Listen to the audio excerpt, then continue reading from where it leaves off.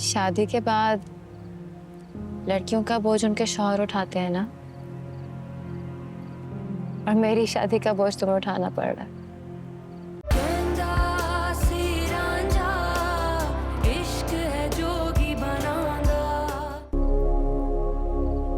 क्या हुआ है? सब खैरियत?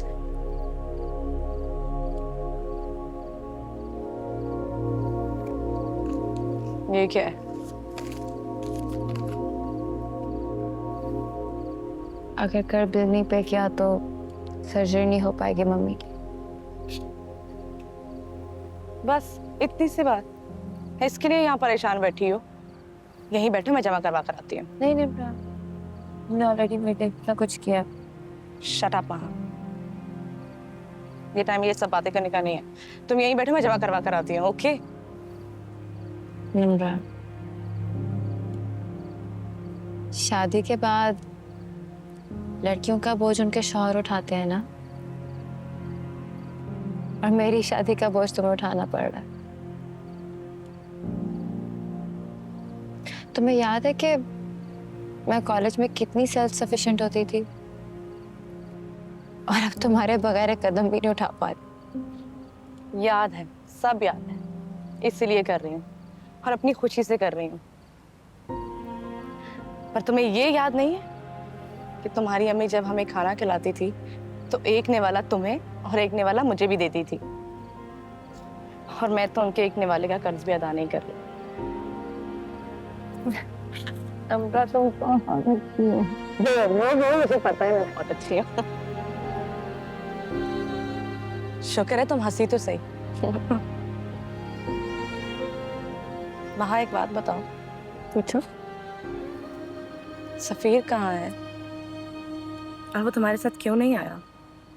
तुम अकेली क्यों आई हो? कब से पूछना चाह रही थी मैं, मौका ही नहीं मिला। अभी तो उसे तुम्हारे साथ होना चाहिए। तुम अकेली क्यों आई हो?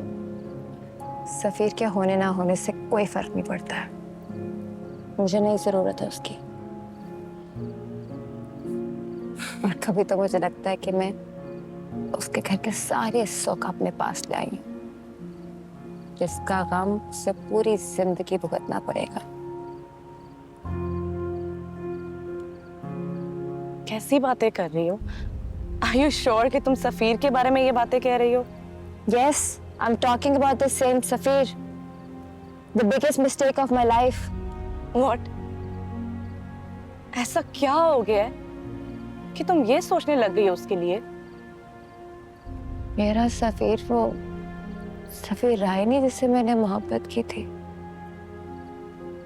जो मेरा शौहर सफीर है वो किसी रियासत से निकाला हुआ लुटा पुटा शहजादा है, जो आज तक अपने पास को ढूंढ रहा है। उसके लिए उसकी माँ, उसका लाइफस्टाइल, उसका घर, ये सब कुछ इम्पोर्टेंट है। मुझे नहीं चाहिए, वो मेरे लिए कुछ नहीं कर सकता। I don't need him. अच्छा रिलैक्स, इतना स्ट्रेस मत लो। चलो और बिल पे करके आते हैं। हाँ, आ जाओ।